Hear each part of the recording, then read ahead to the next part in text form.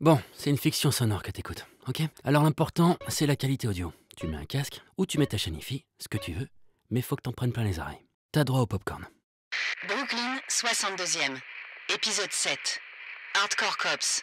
Première partie. Une production Blind.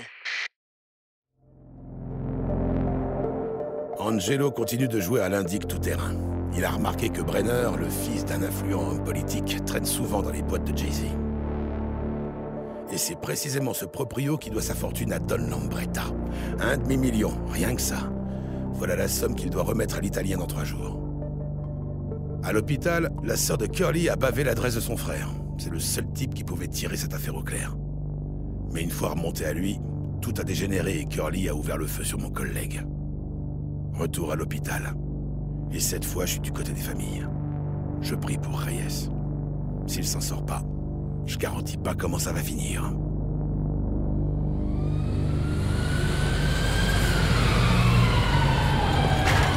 Officier de police, blessure par balle à la poitrine. Le cœur s'est arrêté 2 fois. Constante en chute libre. Appelez le chirurgien de garde. On l'emmène en salle 3.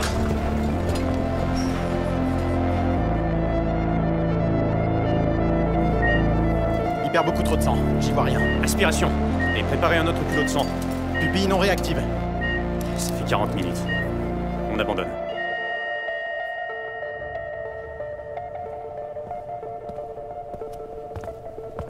Je suis désolé, lieutenant Kochenko.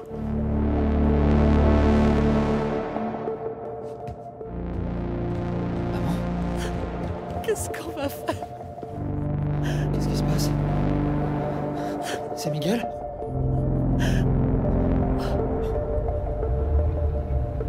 Croyez bien que je suis désolé pour le sergent Reyes. Pourquoi ce crétin de Curly a tiré? J'avais jamais vu un type flipper comme ça. Même shooté à mort, il transpirait la peur. Je devrais peut-être rester avec eux. Non. Je vous raccompagne. Je vais revenir avec un psy du département pour m'assurer qu'ils vont supporter le choc. C'est dommage, je retourne fouiller l'appartement de Curly. Le gars dont il a peur a menacé de s'en prendre à sa sœur et à sa mère, faut pas traîner. Et il faut mettre la main sur son portable. Je suis sûr qu'on y trouvera quelque chose d'intéressant. Je suppose donc que vous ne souhaitez pas abandonner cette affaire. Mais ne songez même pas à m'en dessaisir. Bien. Je vais vous adjoindre, Andrews. Je ne tiens pas à vous laisser seul sur cette enquête. Reposez-vous, Kochenko.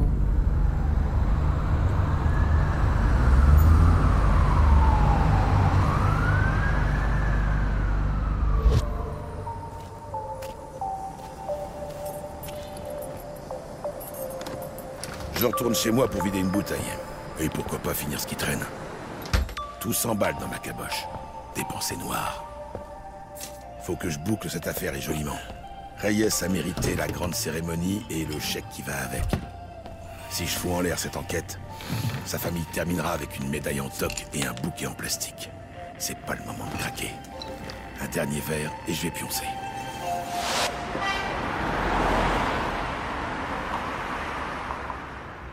Lieutenant, on a eu un coup de fil de l'hôpital général pour vous. Un certain Angelo Radzinski vous demande là-bas. J'y vais. On se retrouve chez Curly. Je t'appellerai dès que je serai chez lui. Ok. Angelo Radzinski, chambre 205. Merci. Rentre chez toi et repose-toi. Leur contact. Derek et Angelo? Intéressant ça. Ce vieux Derek, ça fait bien longtemps des dents.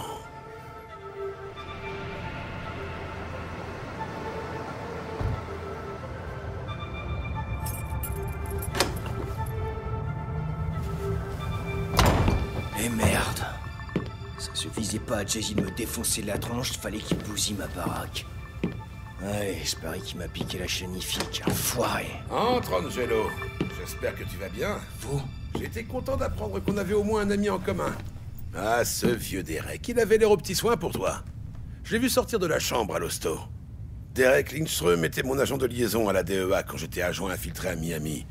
Je me suis dit qu'une petite visite chez toi s'imposait. J'ai fouillé, désolé pour tout ce désordre.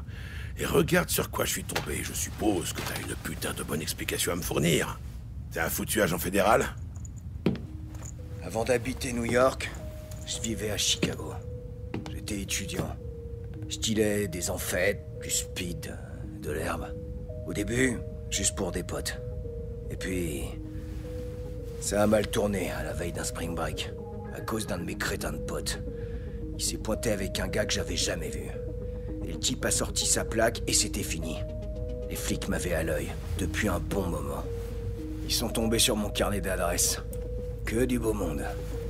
Ils se sont régalés. T'es là pour me serrer, Angelo? Non, je suis là pour Jay-Z. Il fricote encore avec des Colombiens. Quand vous m'avez arrêté, ça a crédibilisé ma couverture, même à vos yeux. Merde. Au fait, qui t'a envoyé dans cet état à l'hosto? Jay-Z, il a découvert que je vous servais d'informateur. On peut pas dire qu'il est tellement apprécié.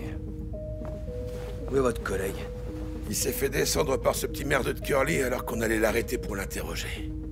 Lui aussi est mort d'ailleurs. Et pas de fausse compassion, compris? Comme je suis grillé, je pourrais participer à votre enquête. Je peux vous être utile. Du calme. Tu as déjà assez fait. Reste à distance. Je vais m'occuper de régler cette affaire, vu? Je vais coincer l'enfoiré qui est à l'origine de ce merdier. Quant à toi, méfie-toi de Lindström. Il m'a planté à l'époque, on peut pas lui faire confiance. J'en ai fait les frais. Ça m'étonnerait qu'il ait changé. Bonne chance pour votre prochaine affectation, agent spécial Radzinski.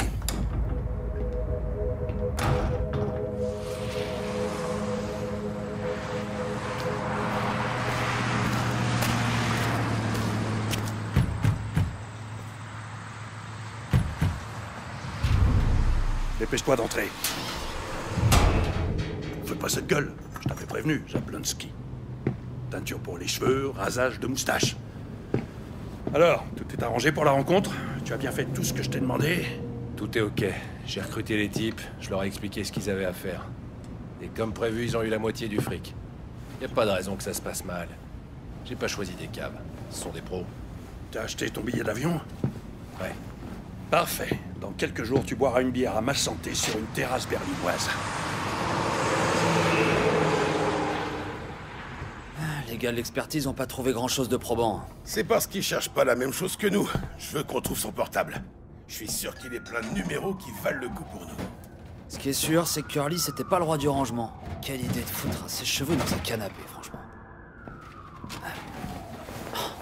Bingo. Lieutenant? Fais-moi plaisir. Dis-moi que la batterie est pas vide. Non, elle l'est pas. On va vérifier sa messagerie déjà. 20 appels en absence, rien qu'hier, pratiquement jamais le même numéro. Ah, sauf les 3 derniers. Dans le lot, il doit y avoir le type qui a harcelé Curly, celui qui l'a accompagné à la case de Leary. Dernier appel hier soir à 20h57, les 2 autres quelques minutes avant. Juste quand on allait intervenir. Tu sais quoi, ce type savait qu'on était là. Il surveillait Curly lui aussi. On va rentrer au poste, tu vas me vérifier tous les numéros de téléphone, répertoire et messagerie. Je suis sûr que ça donnera quelque chose. Le salopard est prudent, mais pas assez. Ok. Autre chose? Contrôle-moi aussi le nom des propriétaires de Chrysler Vision. On n'en a pas trouvé de déclarés volés, mais étant la recherche aux états voisins, cette caisse n'est pas tombée du ciel non plus.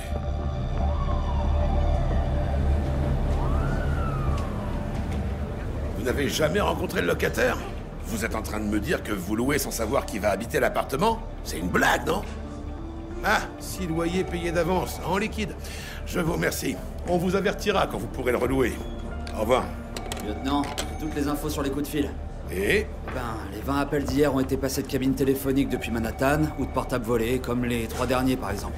Par contre, j'ai épluché son répertoire et ouais, ça s'est révélé effectivement très intéressant. Hormis sa mère, Jay-Z et 2 types qui sont en tôle depuis 3 mois, il y a un gars qui l'appelle régulièrement. Javier Diaz. On l'avait déjà arrêté pour vente de crack. Et pourquoi tu le sors du lot, celui-là? Parce qu'ils ont eu aucun contact téléphonique depuis que Curly a disparu de la circulation. Alors qu'il appelait encore Jay-Z et sa mère. Ça se tient. J'ai un informateur, une petite frappe. Je suis sûr qu'il peut me rencarder sur ce Diaz. De ton côté, fais des recherches pour la Chrysler. C'est pas un modèle récent et rien ne prouve qu'elle ait été volée. Fais une liste de tous les propriétaires de ce type de véhicule depuis 5 ans environ.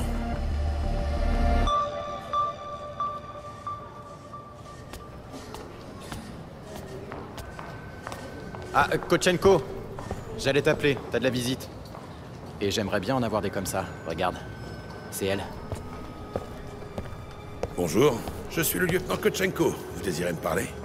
Je m'appelle Rachel Assanti. J'étais la compagne de Frankie Lambretta. Je viens balancer tout ce que je sais sur ce salaud. Il a corrompu des flics aussi. J'ai vu votre nom dans les journaux. C'est vous qui avez découvert les corps dans la case de ce Leary. Oui. Venez avec moi.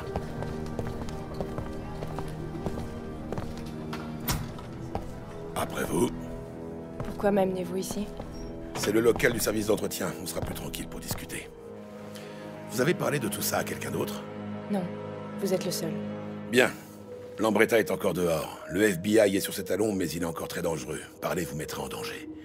Si des flics bossent pour lui, venir ici est imprudent. De toute façon, avec les corps trouvés dans la casse, il est fini. Restez en dehors de tout ça. Je vais essayer de trouver quelque chose sur ces flics et je vous tiendrai au courant. Mais d'ici là, restez discrète sur tout ça. Merci de votre aide. Je suis descendue à l'hôtel Marriott. Bien, je vous téléphonerai. J'imaginais que ça pouvait être pire, mais à ce point-là...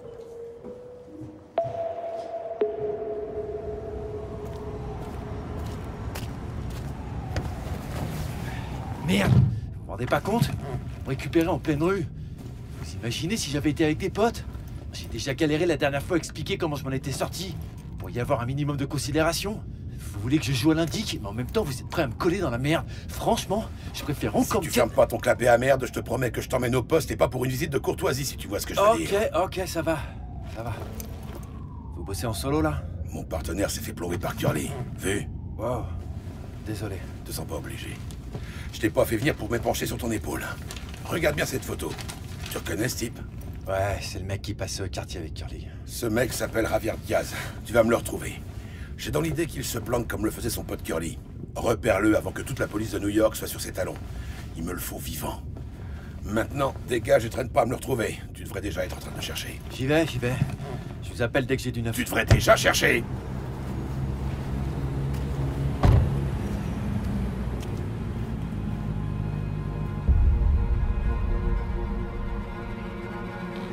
Frankie, c'est une joie que nous ayons pu trouver un accord aussi rapidement et aussi équitable. Remerciez Tony, c'est grâce à lui. Mais n'oublions pas votre ami Scorsese, ce serait injuste. Oh, mais je ne l'oublie pas, figurez-vous. Loin de là. Et il sera récompensé, comme les autres. Et d'ailleurs, j'ai envoyé des hommes un peu partout. Ils ont répondu la bonne nouvelle. En commençant par dessouder 2 membres de la famille dans un parking.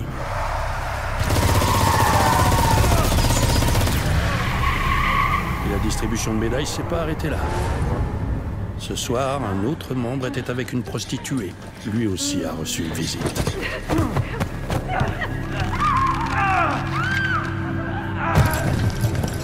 Et le 4e a fini refroidi sous la douche. Avec un peu de chance, on lui a laissé finir sa chansonnette. Ils peuvent me remercier. Personne n'a souffert. J'ai des principes. La gueule qu'a fait Scorsese. Qu'est-ce que t'as foutu, Frankie? Le ménage. Et j'ai presque fini. Il ne reste plus que... toi.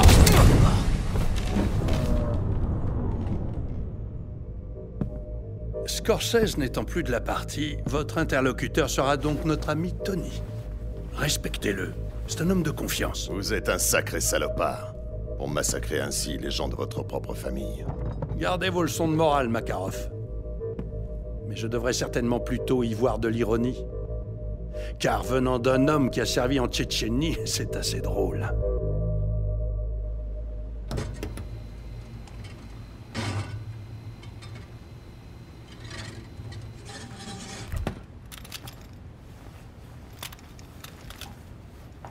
Salut, Angelo.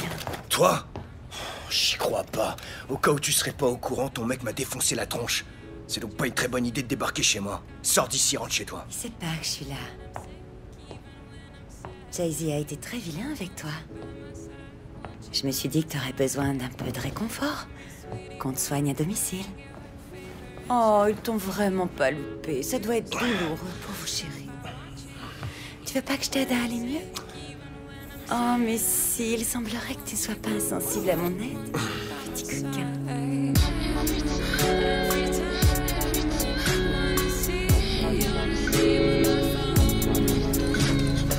Ce serait cool que Jay-Z apprenne pas qu'on s'est vu. Tu me crois assez conne pour lui en parler? Non. Ça te dirait de voir Jay-Z en prendre plein la gueule, lui aussi? Ouais, faut pas rêver. Mon cher mari doit du fric à Frankie Lambretta. Beaucoup de fric. Plus de 500 000 $. Comme Lambretta a de gros ennuis, il veut récupérer ce blé. Mais bien sûr, Jay-Z a pas cette somme. Du coup, il va revendre son stock de crack. Des types doivent venir de Boston pour l'échange.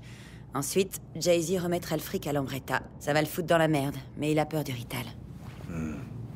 Si quelqu'un se mettait en tête de braquer ce pognon, Lambretta liquiderait ce pauvre Jay-Z. T'as une idée de l'endroit où aura lieu l'échange? Je sais pas encore, ils doivent passer vérifier la qualité de la cam. Mais je peux te tenir au courant si ça t'intéresse. Ouais, fais donc ça.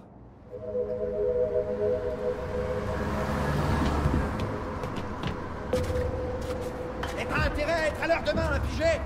Ouais. Ah, lieutenant. Salut Jenny, je peux rentrer? Ouais, bien sûr. Alors Jenny, tu sais ce qui est arrivé à Frankie? Ah ouais, c'est terrible. N'exagérons rien. Faudrait qu'on parle, Jenny. Parce que les flics pourraient te tomber dessus. Ben, pour le moment, je les ai pas vus, à part vous. T'es un marrant, Jenny. Mais je suis sûr que le moment venu, tu vas chanter comme un rossignol. C'est Frankie qui vous envoie? Non, je m'inquiète pour toi, c'est tout. Eh ben, vous devriez pas.